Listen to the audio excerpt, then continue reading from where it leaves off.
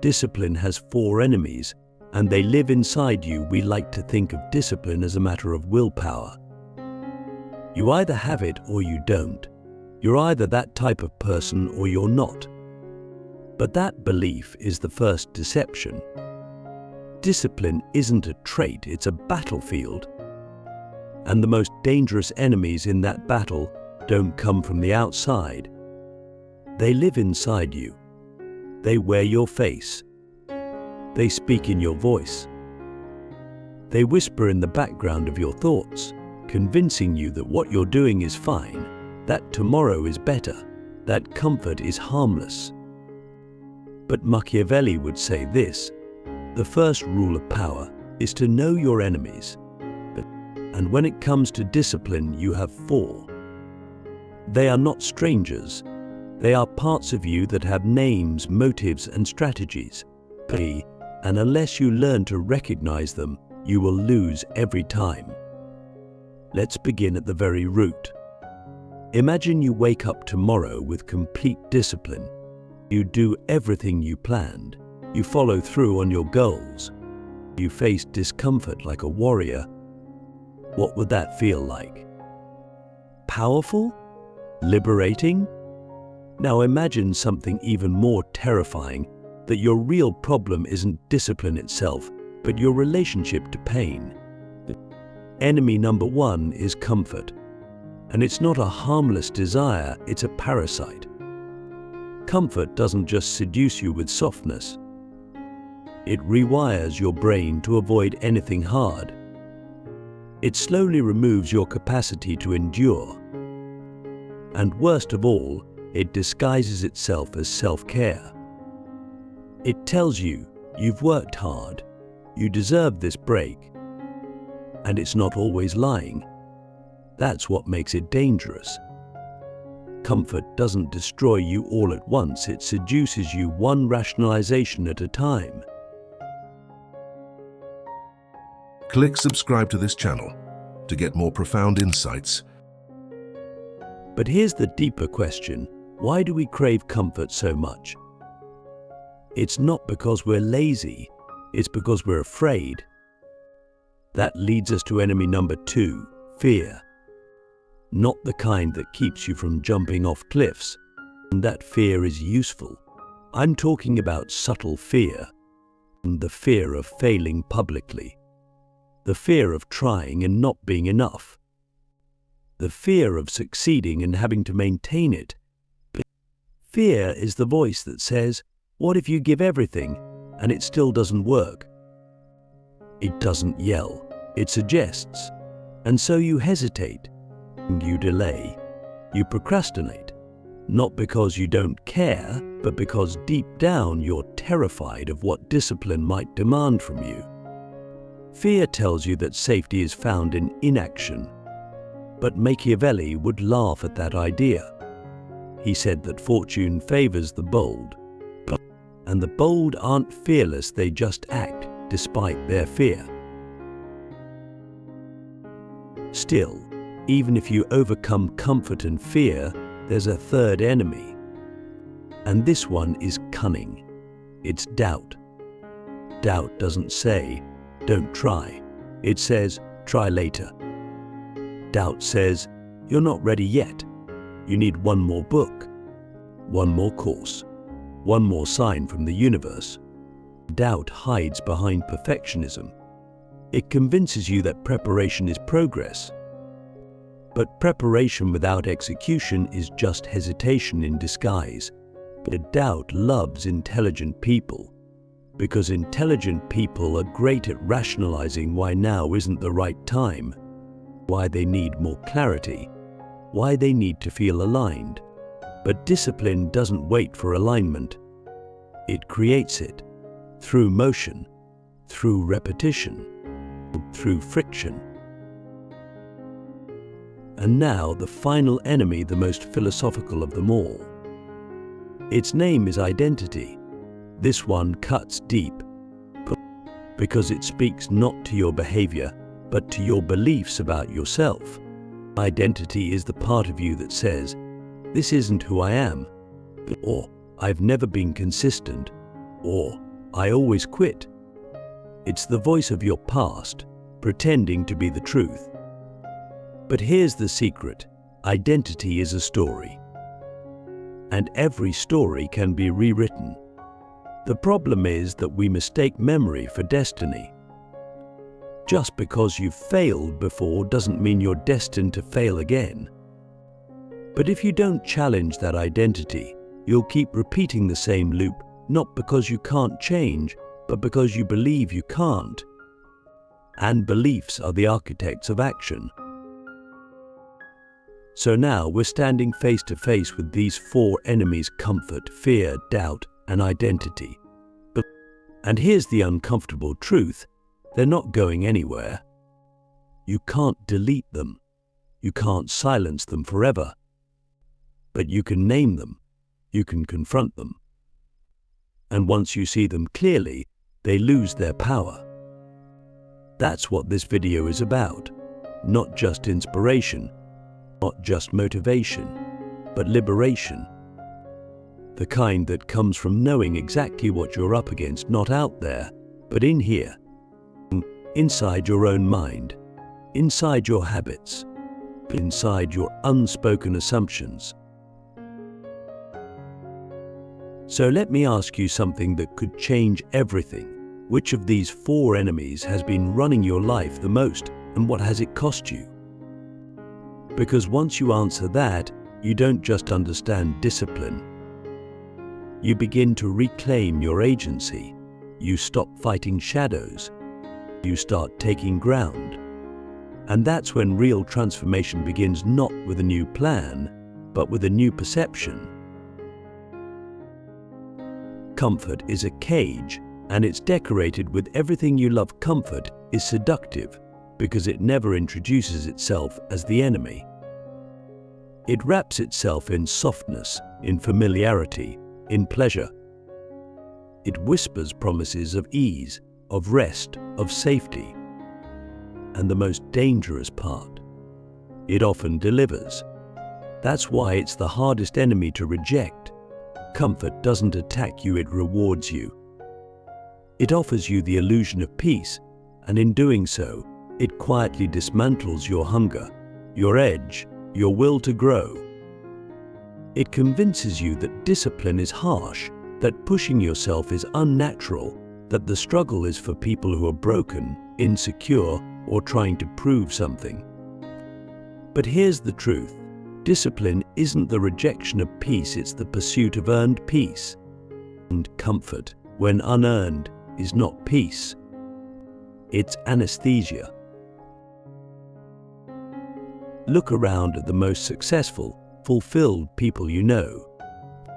They may have comfort now, but they didn't start there. They built it. They fought for it. They sacrificed for it. And somewhere along the way, they had to make a brutal choice: the temporary pleasures of now or the permanent power of later. That's the real war. Not against laziness, but against the voice that says, just this once. Because just this once becomes every time. And every time becomes your identity. And your identity becomes your fate. But the real tragedy of comfort isn't just what it gives you, it's what it costs you. Every time you choose comfort over discipline, you're not just avoiding discomfort. You're trading something. You're trading potential for pleasure. You're trading progress for familiarity. You're trading a future self that could astonish you for a present self that merely indulges you. And the worst part, you often don't even realize it's happening.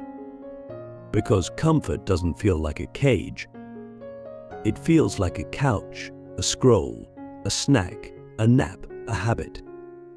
But slowly, it begins to shape your life. Your standards shrink. Your vision fades. Your sense of urgency dies. And one day you wake up and wonder, where did my fire go? Let me ask you something uncomfortable. What have you abandoned? Not because it was impossible, but because it was uncomfortable. A dream? A discipline? A version of yourself that demanded more effort, more pain, more commitment than you were willing to give at the time. Be honest, because that's the first step in breaking free from comfort's grip, seeing the cost of it. Not the surface cost, but the existential one. It's easy to say comfort is bad and discipline is good. But the truth is more complicated. Comfort is necessary in doses. We need restoration. We need moments of calm. But when comfort becomes the default, the baseline, the goal, that's when it becomes the enemy. Because then it stops being a tool and starts being a trap. And like any good trap, it's baited with what you love. Your favorite shows, your favorite foods, your favorite distractions. The things that make you feel good now, at the expense of who you could be later. Machiavelli would say that the wise ruler does not indulge his people endlessly, he keeps them sharp, purposeful, aware of threats. Why? Because indulgence leads to softness, and softness leads to vulnerability. You are the ruler of your inner kingdom. If you let comfort rule, discipline dies. And once discipline dies, so does your capacity for greatness. So how do we fight back? Not by purging all pleasure from our lives, but by redefining pleasure, by finding joy in effort, by rewiring our brains to see discipline not as deprivation, but as freedom. Because that's the ultimate paradox. Discipline, the thing that feels restrictive, is actually the thing that sets you free. Free from regret, free from weakness, free from the tyranny of your lesser self. Have you ever noticed how incredible it feels to follow through on something hard? To finish a workout, to stick to a schedule, and to resist the urge to quit? That feeling, that surge of energy, that pride, that power that's not just happiness. That's alignment. That's your soul recognizing its own strength. And that feeling doesn't come from comfort. It comes from choosing the hard thing over and over until it becomes who you are. Comfort will always be there, offering you the easy path. But every time you choose discipline instead, you make a statement. Not to the world, to yourself. You say, I am more than my cravings. I am more than my excuses. I am more than the moment. And eventually, those choices compound. They build a character so strong, so focused, so resilient, that comfort no longer controls you. You use it wisely, and you never let it use you. Fear disguised as logic, how your mind justifies inaction. Fear doesn't always scream. It doesn't always show up with a racing heart or shaking hands. In fact, the most dangerous kind of fear is quiet, rational, and convincing. But it speaks the language of logic. It wears the mask of intelligence. It tells you stories that sound like wisdom but are actually chains. This is enemy number 2. And it's not fear that says run. It's fear that says, wait until you're ready. Wait until you're more confident. Wait until the timing is just right. Wait until you have more money, more clarity, more support. But what if those are all just delays dressed up as decisions? What if that voice you call prudence is actually fear in disguise? Let's be honest. Most of the time, we don't even know we're afraid. We think we're being careful, responsible, thoughtful. We think we're being adults. But deep down, if we trace those reasonable choices back to their root, we find something else: the fear of failure, the fear of judgment, the fear of pain, the fear of not being enough.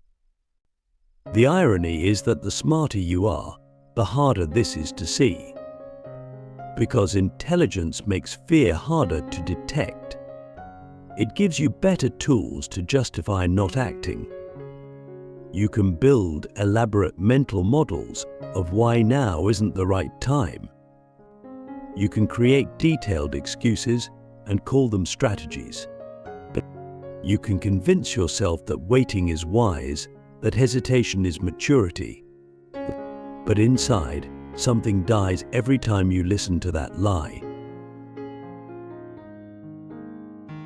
Have you ever looked back on a time when you told yourself, "I'm not ready," only to later realize you were? That the only thing holding you back wasn't your skill or your situation, but your story. That's what fear does. It doesn't block the path, it makes you doubt the path even exists. It whispers that it's better to stay still than to risk misstepping.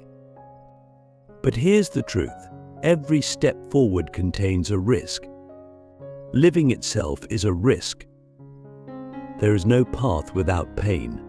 The only question is whether you choose pain now through effort, exposure, vulnerability, or later through regret. Fear is also manipulative. It doesn't just stop you, it shapes you. It makes you smaller. It teaches you to avoid, to retreat, to stay within the lines. And over time, that becomes your identity. You stop dreaming big. You stop challenging yourself. You stop speaking up. You stop becoming. And the worst part, you forget that it was fear that started all of it. You think it's just who you are, but it's not. It's who fear trained you to be. So what do? How do you fight something so invisible, so embedded in your thinking? You expose it. You question it. Every time you hesitate, you ask, is this hesitation coming from strategy or fear? Every time you want to quit, you ask, what am I really afraid of? And don't settle for surface answers. Dig deeper. Are you afraid of being seen? Of being rejected? Of wasting time? And of finding out you're not good enough? And if so, so what? What if you are seen and rejected and judged? What if you do fail? Is that worse than living a life where you never tried? Because here's the brutal truth: fear doesn't protect you from pain. It just trades now pain for later pain. It trades the discomfort of growth for the agony of regret. And the longer you wait, the more it costs. Not just in time, but in identity. Every day that you let fear win, you reinforce the idea that fear is your master. But every time you act despite fear, you prove to yourself that you are still in control. Fear will never disappear. That's not the goal. The goal is to change your relationship with it, and to stop seeing fear as a stop sign and start seeing it as a compass. Because almost every worthwhile thing in life, growth, love, purpose, mastery, sits on the other side of fear. If you're afraid, it probably means you're pointing in the right direction. So here's the question that could change everything: what would you do differently if you weren't afraid? And more importantly, what would your life look like if you stopped waiting to be ready? The mirror of doubt: how you build false certainty to avoid true action. Doubt is the most elegant of enemies. It doesn't shout. It doesn't even resist. It simply reflects. It holds up a mirror and says, "Are you sure?" And it does this not to destroy your ambition outright, but to exhaust it. Doubt is not the enemy of belief, it's the slow erosion of belief. It's not a wall, it's quicksand. You step into it with the best of intentions, thinking you just need a little more clarity, a little more time, a little more planning. But the more you think, the deeper you sink. Doubt is the illusion of progress. It's the mental treadmill of endless evaluation, where motion feels like movement, but you never actually go anywhere.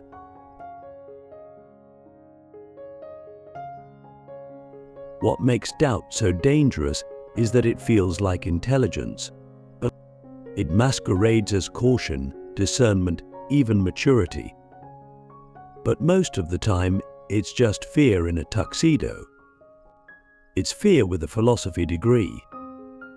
It tells you that you need to gather more information, that you need to figure it all out before you begin.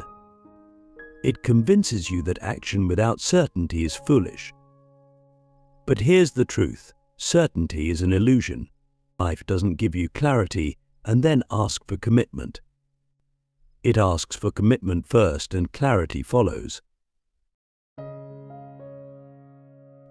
The people who build extraordinary lives are not the ones who had perfect plans. They're the ones who acted through uncertainty, who moved forward while doubting, who understood that doubt is not a sign to stop, it's a signal to decide. Because doubt is not the absence of answers, it's the unwillingness to choose. And the longer you wait for certainty, the more you train your mind to avoid decisions. You become addicted to preparation. You become dependent on mentors, on books, on opinions. You mistake reading for action. You mistake thinking for doing. You become an expert in theory and a stranger to your own potential. So where does true confidence come from? Not from knowing everything. It comes from doing in the face of not knowing. From building a track record with yourself. Every time you doubt and act anyway, you make a deposit in the bank of self-trust. And over time, those deposits become wealth, real, internal wealth.